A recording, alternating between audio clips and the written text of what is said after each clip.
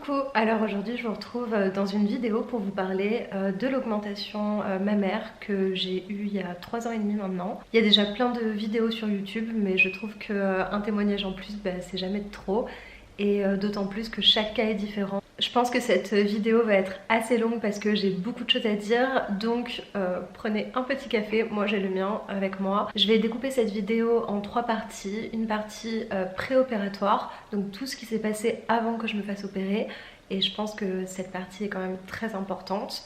Ensuite je vous parlerai de l'opération et des suites, etc. Et ensuite je vous parlerai du post-opération, comment je me sens, sachant que maintenant ça fait 3 ans et demi, il s'est écoulé énormément de temps et j'ai énormément de recul. Donc voilà, c'est parti. Tout d'abord, je pense que ça remonte à peu près à l'âge de 14-15 ans où j'avais une poitrine généreuse, j'avais un bonnet C.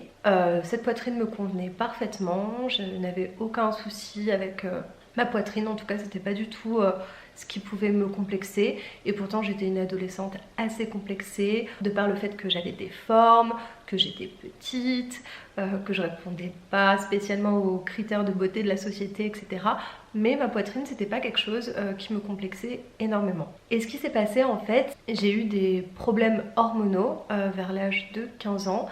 Je n'ai pas eu mes règles pendant 3 mois à peu près. Et j'ai pas eu mes règles, j'étais pas enceinte, etc. J'avais juste pas mes règles. C'était très très bizarre. Et quand mes règles sont revenues, en fait, j'ai eu des règles qui arrivaient toutes les 2 semaines. Et ça a duré 4-5 mois. Donc j'avais des cycles très très très très courts. J'avais voilà, des saignements entre mes vrais cycles. C'était très très compliqué. Et de ce fait-là, les médecins m'ont fait tester énormément de pilules. J'ai dû tester 7 pilules différentes entre mes 15 ans et demi et mes 18 ans. Je sais pas si vous vous rendez compte, mais c'est énorme. Et à chaque fois, rien ne fonctionnait. Et je pense que ça a détraqué complètement mes hormones et ma poitrine a fondu. Comment vous dire que même si je me suis retrouvée avec un bonnet B, j'avais des seins flasques, tombants. Alors déjà, moi je prends pas de gras ici, genre vraiment, enfin je sais pas si vous le voyez, je suis assez osseuse. Donc en fait il ne me restait que de la glande mammaire et j'avais une poitrine qui s'était complètement affaissée. Et en fait, c'est pas comme si j'avais toujours eu une petite poitrine et que voilà, ça allait avec ma morphologie, etc. J'avais perdu une partie de ma féminité, mais entre gros guillemets, et je me sentais pas très bien, j'avais l'impression voilà, d'avoir fondu, d'être plus molle, d'autant plus que niveau morphologie, en fait, le fait d'avoir une petite poitrine, je trouvais que ça ne m'allait pas du tout, parce que j'ai les épaules larges, je sais pas si vous le voyez, mais j'ai quand même les épaules larges et j'ai une petite taille, donc tout de suite pas de poitrine, ça fait une morphologie assez bizarre.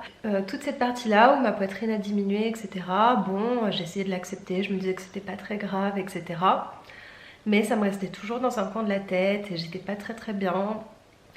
Et plus les années passaient, en fait, moins j'appréciais mon corps. Et vers 19 ans, j'ai commencé à en parler à ma mère en lui disant que voilà, ça me complexait énormément. En fait, je ne voyais pas d'harmonie avec mon haut du corps. En plus, j'ai des formes, j'ai des bonnes fesses, j'ai des hanches, j'ai des cuisses, etc. Donc, ma poitrine me complexait.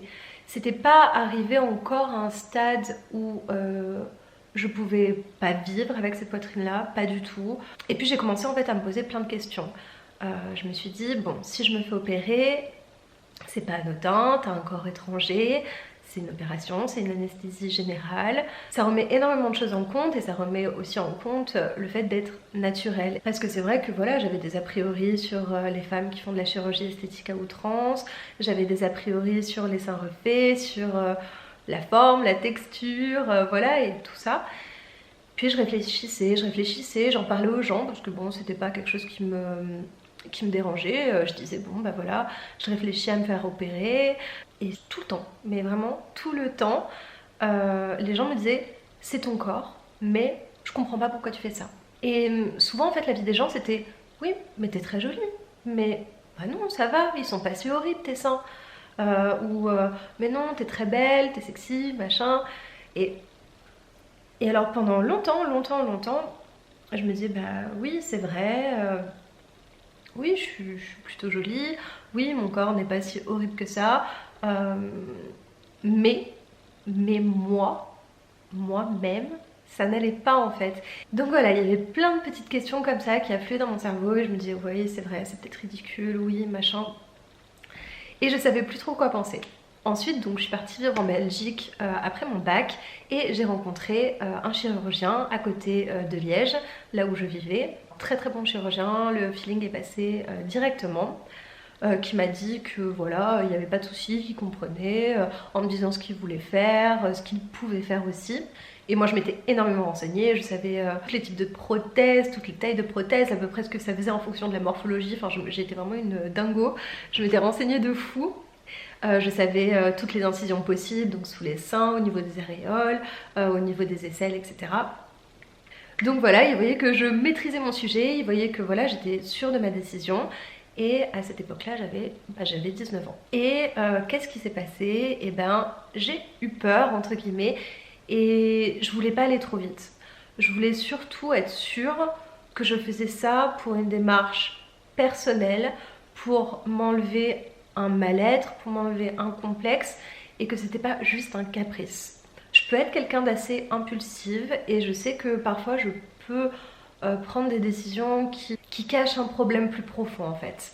Et en fait, je me suis longtemps posé cette question en me disant, est-ce que ton problème de poitrine, c'est pas un problème plus global? Est-ce que c'est pas quelque chose Est-ce que c'est pas le reflet d'un mal-être dans ton corps général, d'un problème d'estime ou de confiance en toi? Est-ce que tu fais ça pour toi? Est-ce que tu fais ça pour le regard des autres? Voilà, il y avait plein de questions qui affluaient et je savais pas toujours comment y répondre, alors je me suis laissé du temps. Et entre le premier rendez-vous que j'ai eu avec ce chirurgien et mon deuxième rendez-vous, où on a choisi la taille des prothèses, où on a choisi une date d'opération, il s'est écoulé près d'un an et demi de réflexion, de travail sur moi et comment j'ai sauté le pas.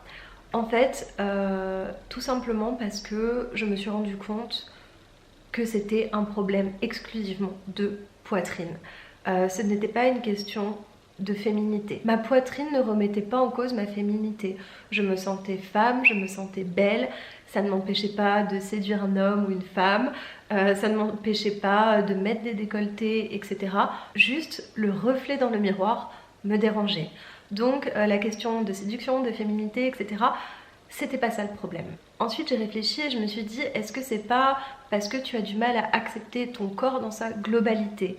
Et puis j'ai réfléchi, je me suis dit bah, bien sûr que oui, je trouve que mes cuisses elles sont pas extrêmement musclées, ou oui mes bras sont pas extrêmement musclés, oui je suis très osseuse donc j'ai des os, j'ai certains os qui ressortent énormément comme ici, comme mes os des hanches, oui des hanches. C'est des choses que j'ai acceptées, c'est des choses qui me dérangent pas. Et je me dis oui il y a plein de problèmes etc. Oui oui voilà, il y a plein de choses qui me dérangent, mes petits poignets, mon nez cassé, bien sûr, bien sûr.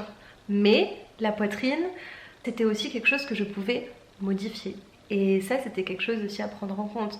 Il est arrivé une nouvelle question, c'est qu'en fait, mon image habillée ne me dérangeait pas. Quand je mettais un soutien-gorge, un t-shirt, un pull, etc., mon corps globalement ne me dérangeait pas, c'était quand j'étais nue que vraiment il y avait pour moi quelque chose qui n'était pas harmonieux. Et je pense que ça venait aussi du fait que je m'étais connue avec une forte poitrine, en tout cas une poitrine, voilà, un bon essai, et que j'avais cette sensation comme d'avoir perdu quelque chose. Et voilà, l'idée en fait c'était de rétablir ce que j'avais connu quelques années auparavant. Donc voilà, ça c'est un petit peu toutes les questions, tout ce qui s'est passé dans mon cerveau avant que je prenne ce rendez-vous avec le chirurgien et que je me fasse opérer. Et je pense que c'est très important de laisser du temps, de pas se dire bon j'ai envie de me refaire la poitrine, je vais voir le chirurgien et dans un mois je me fais opérer. laissez du temps, essayez de réfléchir sur vos complexes, etc. Est-ce qu'une fois que vous allez vous faire refaire la poitrine, est-ce que vous allez avoir envie de vous refaire faire le nez, les fesses, j'en sais rien, ou faire des injections dans les lèvres, etc. Parce qu'il ne faut pas tomber dans ce piège-là non plus de la facilité. Moi j'avais très peur de ça. Je voulais être sûre que ce soit une démarche personnelle dans le but d'améliorer mon physique, mais pas en me disant oh voilà, tous mes problèmes vont être réglés une fois que j'aurai fait refaire ma poitrine, parce que c'est totalement faux, hein. Se faire refaire une partie du corps si vous avez un vrai mal-être, en fait ça sert à rien. Bon, ça semble logique, mais je pense que on peut vite tomber dans ces dérives là au niveau intellectuel et psychique. Le dernier rendez-vous avec le chirurgien, on a essayé des prothèses. Lui il m'a conseillé tout de suite 220 cc. Donc voilà, j'ai essayé, il a regardé, il m'a dit bah je pense que ce serait mieux 250. J'ai essayé 250 et j'ai trouvé ça énorme, et en fait j'avais très peur de me retrouver avec une poitrine plus grosse que ce que j'avais connu. Et en fait moi je lui ai demandé 200. Pour lui 220 c'était mieux parce que ça allait mieux corriger le fait que mes seins s'étaient affaissés dû voilà, à ces pertes de poids et mes problèmes hormonaux. Mais je voulais pas une grosse poitrine, je voulais pas quelque chose d'opulent, je voulais pas quelque chose qui se remarque. Et d'autant plus que c'était une période quand je suis allée voir ce chirurgien où je faisais beaucoup plus de sport et j'étais plus mince. Donc l'idée d'avoir une très grosse poitrine me dérangeait. Peut-être qu'aujourd'hui, avec le fait que j'ai repris un peu de gras, etc., il y a de grandes chances que j'aurais choisi 220 ou 250. Mais le fait est que ce jour-là, je me suis dit 200, c'est déjà très bien. Je crois que la moyenne en France, c'est 300 ou 350 cc. Mais voilà, après ça dépend des morphologies. Un 200 cc sur quelqu'un pourra faire un bonnet C, un bonnet D, un bonnet F. Bon, non, peut-être pas quand même. Mais bon voilà, ça dépend vraiment des morphologies, de votre corps. Moi j'ai un tout petit buste, donc bien sûr vous mettez des prothèses de 200, tout de suite ça paraît gros. C'est normal. Voilà, mais quelqu'un qui a un buste plus large, etc., bah, ça fera peut-être plus petit et il aura peut-être visuellement une plus petite poitrine. Donc on choisit la taille de 200 cc pour ces prothèses. Et on choisit aussi l'incision. Moi c'était obligatoire que ce soit sous ma mère. De toute façon ce chirurgien ne faisait que soit au niveau des aréoles ou sous ma mère, et au niveau des aréoles c'était hors de question, enfin ça me faisait beaucoup trop peur. En plus j'ai la peau très fine, etc., et claire. Donc voilà, on s'est entendu pour l'incision sous ma mère, ce qui m'allait très bien. Ensuite il m'a dit que la prothèse serait mise sous les pectoraux, ce qui m'allait très bien aussi, ce qui rendait un aspect plus naturel. Et mon choix c'était d'avoir une prothèse lisse, ronde et profil modéré. J'avais entendu que les prothèses anatomiques avaient des risques de déplacement, etc. Profil modéré, c'était pas un visuel trop voilà, voyant. Donc on s'est décidé sur ça, et du coup je me suis fait opérer le 15 juin je crois 2016. Donc voilà, le jour de l'opération, je suis arrivée à jeun, douche à la bétadine, etc. avant. On m'a donné quelque chose pour me relaxer parce que j'étais très stressée, mais normal, enfin n'importe quoi m'angoisse, donc voilà. On m'a demandé d'apporter aussi mon soutien-gorge de contention parce qu'on allait me le mettre juste après l'opération. Et je suis descendue au bloc. Arrivée au bloc, même sous anxiolytique, j'étais quand même stressée. C'est pas anodin, hein, vous allez être endormi et puis on va trifouiller dans votre corps, on va vous créer une poche pour faire rentrer la prothèse et vous allez ressortir avec une nouvelle poitrine. Et à la fois j'étais contente, j'étais soulagée, j'avais hâte que ça soit passé, et à la fois j'étais très stressée. J'arrive au bloc et alors je sais pas, ça devait être une infirmière qui me dit vous pouvez vous allonger, et je lui dis non c'est bon, vous inquiétez pas, j'attends le chirurgien, je vais rester assise. Et elle me dit ah non mais là vous vous allongez maintenant, c'est l'heure de l'opération.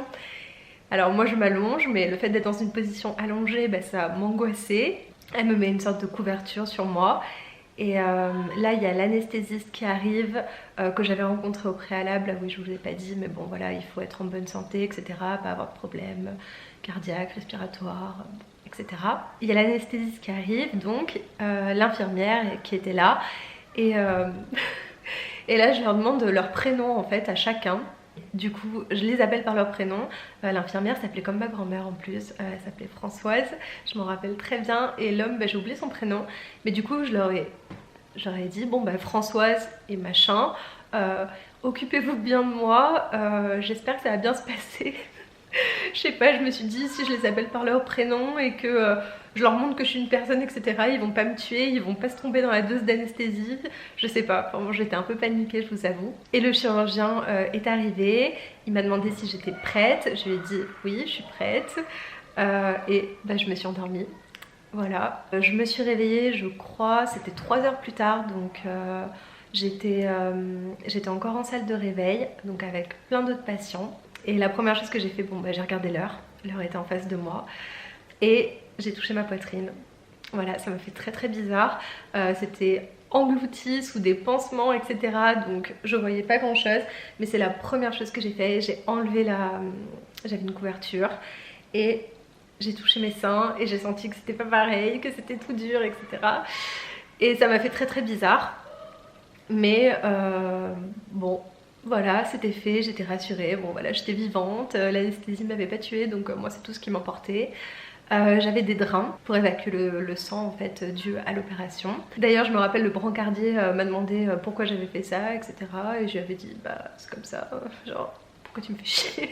Il m'a dit oh mais vous en aviez pas besoin, vous êtes jolie et tout. Et dans ma tête j'étais là, non mais même le brancardier va me faire chier ou quoi, c'est pas possible.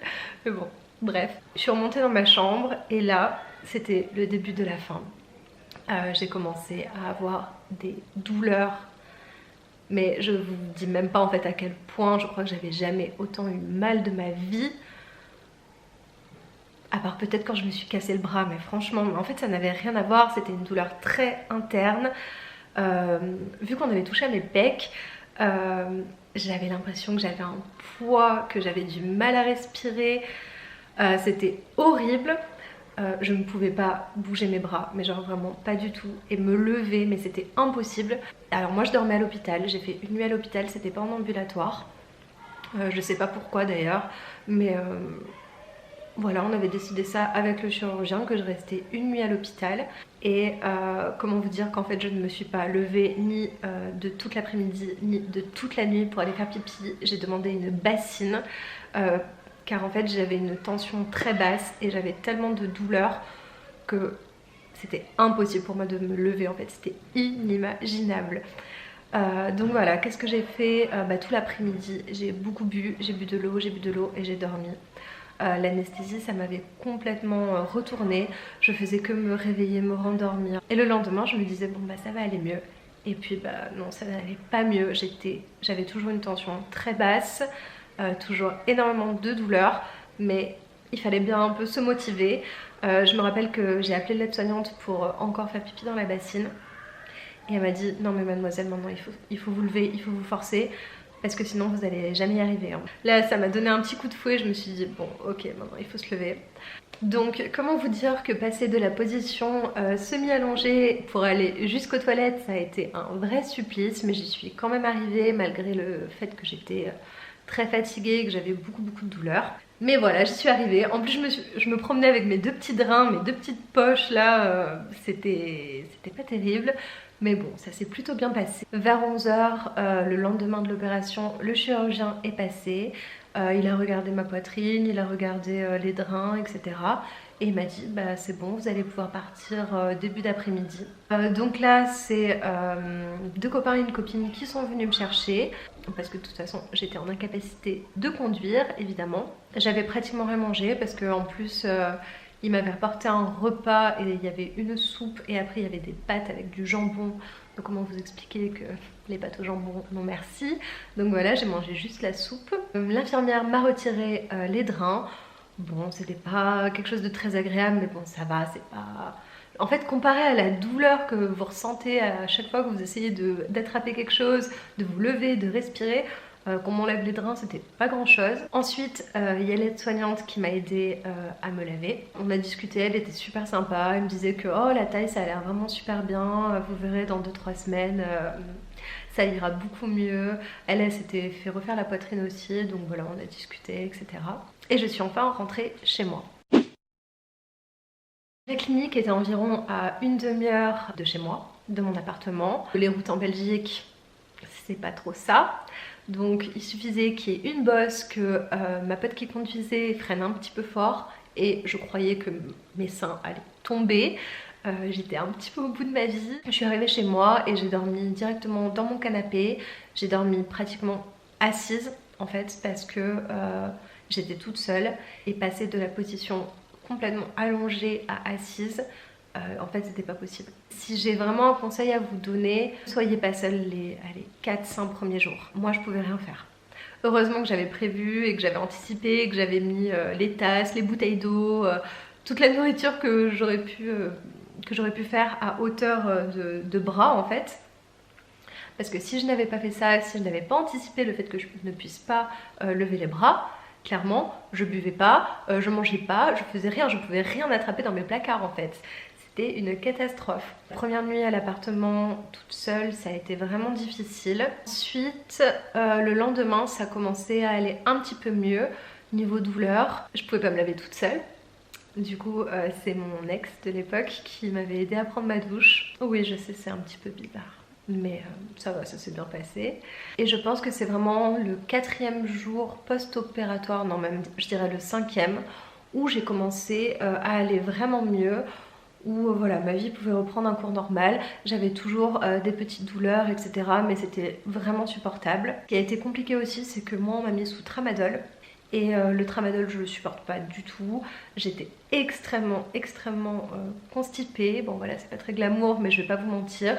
Donc je suis passée au Doliprane en fait après. Parce que voilà, déjà que j'avais mal au niveau des pecs etc. Ne pas aller à la selle en plus. Bon ça rajoutait un petit désagrément donc voilà. Est-ce que ça fait mal? Bah moi j'ai énormément souffert. J'ai trouvé ça vraiment très douloureux. Il faut pas être seul, il faut pouvoir se faire aider pour manger, pour se laver, pour s'habiller aussi, même si bon voilà, moi c'était le début de l'été donc je pouvais mettre juste une petite combi ou juste un t-shirt et un short et ça passait très bien. Mais j'imagine qu'en hiver, si vous mettez des pulls, etc., enfin, ça doit pas être très facile à enfiler. Donc voilà, ça aussi c'est des choses qu'il faut prévoir. Prévoir des affaires simples à mettre, où vous n'avez pas besoin de lever les bras, vous n'avez pas besoin de forcer pour mettre un bouton ou je ne sais quoi. Ah oui, ce que je vous ai pas dit aussi, c'est que j'avais une infirmière qui passait tous les 2 jours pour refaire mes pansements. Et ça pendant 2 semaines. Donc elle venait et elle nettoyait mes poings et elle me refaisait le pansement à chaque fois. D'ailleurs c'était super rassurant parce que même si c'était une infirmière différente à chaque fois, elle vérifiait que voilà, la cicatrice n'était pas rouge, n'était pas infectée. Et puis en plus, chaque infirmière différente qui venait me disait vos cicatrices sont magnifiques. Et moi c'était vraiment quelque chose qui était important pour moi, le fait d'avoir des cicatrices fines, des cicatrices qui ne se voient pas. Et encore aujourd'hui en fait, si je vais chez le gynéco etc, tout le monde me dit que mes cicatrices sont magnifiques. Et ça je pense que ça vient vraiment du chirurgien qui est très bon et qui s'est vraiment bien appliqué. Elle est assez longue, je dirais 4 cm, mais elle est imperceptible. Il faudrait vraiment s'approcher énormément et on ne voit rien. Je pense que j'ai commencé à voir à peu près à quoi allait ressembler ma poitrine vraiment au bout de 2-3 mois. Où voilà, ma peau s'est détendue, etc. J'ai pu redormir réellement sur le côté, je pense, au bout de 2-3 semaines. Et dormir sur le ventre, je pense que j'ai mis facile 2 mois.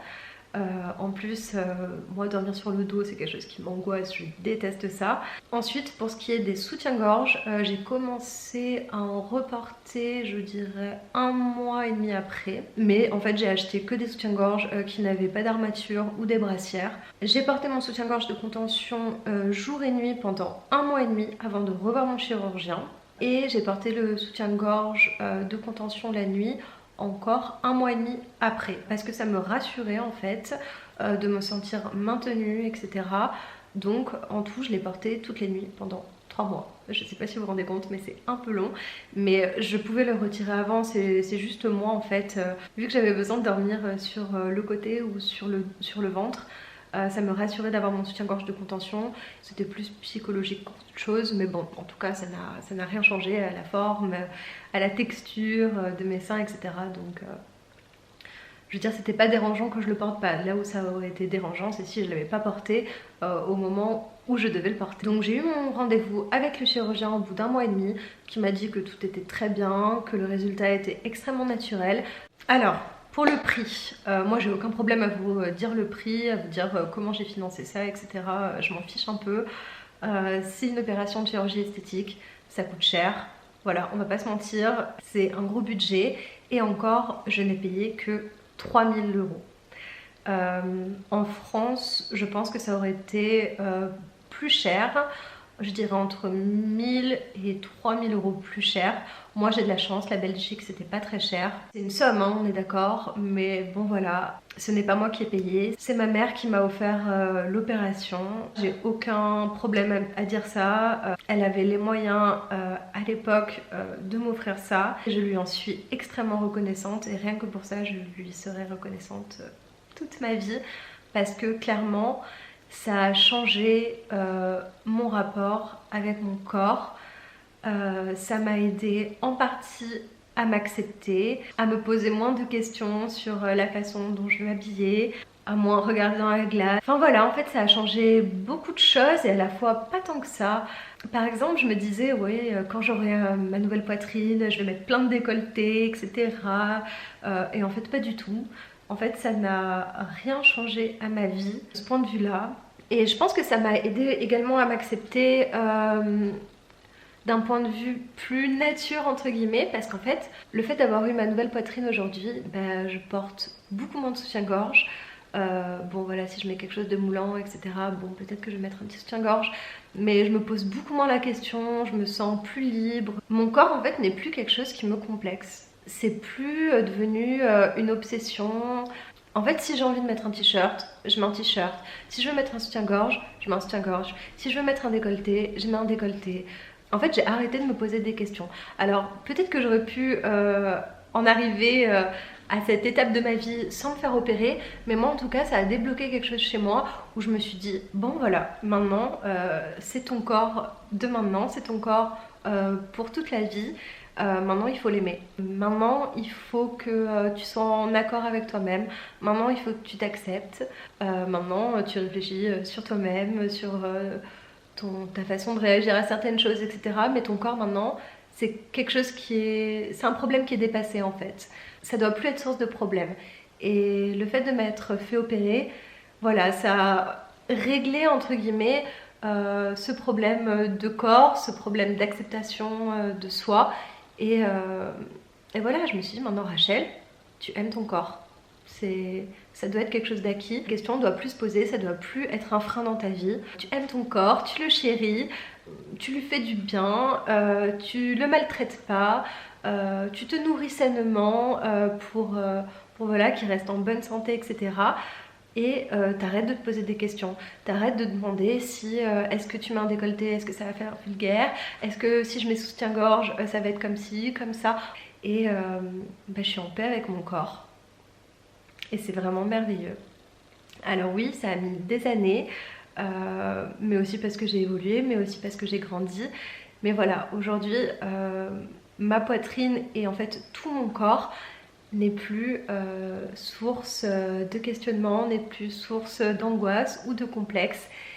Et rien que pour ça, je suis très très reconnaissante et très contente d'avoir fait ce choix. Vis-à-vis du regard des autres, c'est vrai qu'au début, j'en parlais pas spécialement, parce que déjà c'est imperceptible en fait, on peut pas du tout se douter que j'ai la poitrine refaite, mais d'autant plus parce que je sais que les gens pourraient penser que c'est une démarche superficielle alors que moi je sais que pas du tout, mais je sais que les gens pourraient l'interpréter comme ça, donc j'en parlais pas forcément. Si un jour je rencontrais des gens et que on va dire que le sujet de la chirurgie ou de la superficialité était mis sur la table, peut-être que j'allais en parler ou peut-être pas, en fait ça dépendait des gens avec qui j'étais, mais voilà, c'était pas quelque chose dont j'avais spécialement envie de parler. Par contre avec mes amis, avec ma famille, etc., j'en rigole.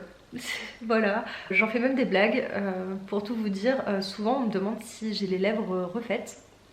Je sais pas pourquoi, bon ok elles sont pulpeuses mais d'ailleurs je trouve ça très déplacé comme question. Mais bon souvent on me pose cette question et souvent j'ai envie de rigoler et de dire bah non j'ai pas d'injection dans les lèvres, par contre mes seins ils sont en silicone. Et enfin voilà, en fait j'en rigole, c'est pas quelque chose qui me dérange de le dire. En fait j'ai fait ça pour moi, j'ai pas fait ça pour les autres, j'ai pas fait ça pour séduire, j'ai pas fait ça pour exhiber ma poitrine, j'ai fait ça pour juste me regarder dans la glace et aimer mon corps. Et je pense que c'est ça qui est important et c'est pour ça que j'ai pas de problème, que ça me dérange pas d'en parler. Que si un jour, d'ailleurs ça n'est jamais arrivé, mais si un jour on me pose la question, je réponds oui en fait sans hésiter.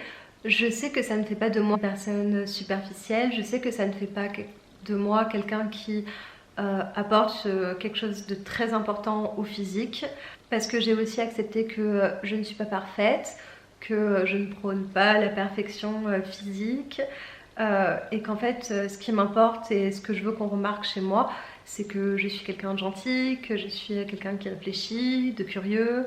Enfin voilà, c'est toutes ces choses-là. Et alors bien sûr, le physique, c'est la première chose qu'on va remarquer chez les gens, mais qu'on remarque que j'ai une grosse poitrine, une petite poitrine, des grosses fesses, des petites fesses, qu'on pense que j'ai les lèvres faites ou pas, ben en fait c'est des questions, je m'en fiche. Quand je rencontre quelqu'un, j'ai pas envie qu'il remarque que mon physique, j'ai envie qu'il s'intéresse à d'autres choses. C'est pour ça que dire que j'ai une poitrine refaite, en fait, bah y a pas de souci.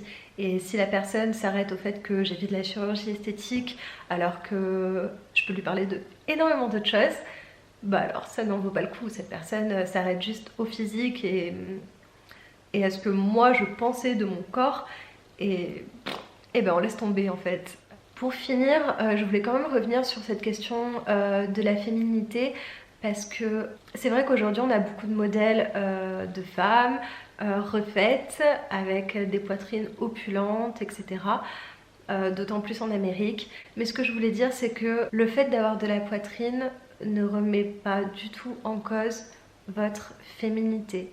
La féminité, je pense, n'a rien à voir d'ailleurs avec les critères purement physiques. Il y a des femmes qui sont magnifiques avec des petites poitrines, il y a des femmes magnifiques avec de très grosses poitrines, il y a des femmes magnifiques qui sont minces, il y a des femmes magnifiques qui sont rondes, il y a des femmes magnifiques avec des petites lèvres, avec des grosses lèvres. Vous ne serez pas plus ou moins féminine avec tel ou tel type de poitrine.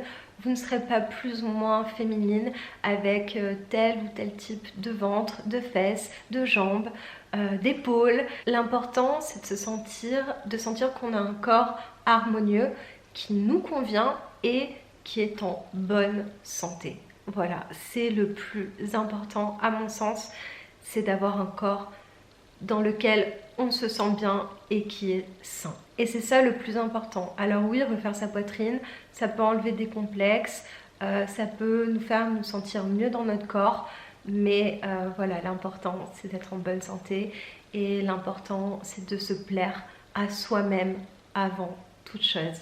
Ne faites pas ça pour plaire à des gens, ne faites pas ça pour, je ne sais pas, vous dire que vous allez avoir des contrats ou être embauché plus facilement, ou je ne sais pas tout ce qui pourrait se passer dans la tête de quelqu'un qui a 18, 19, 20, 25 ans.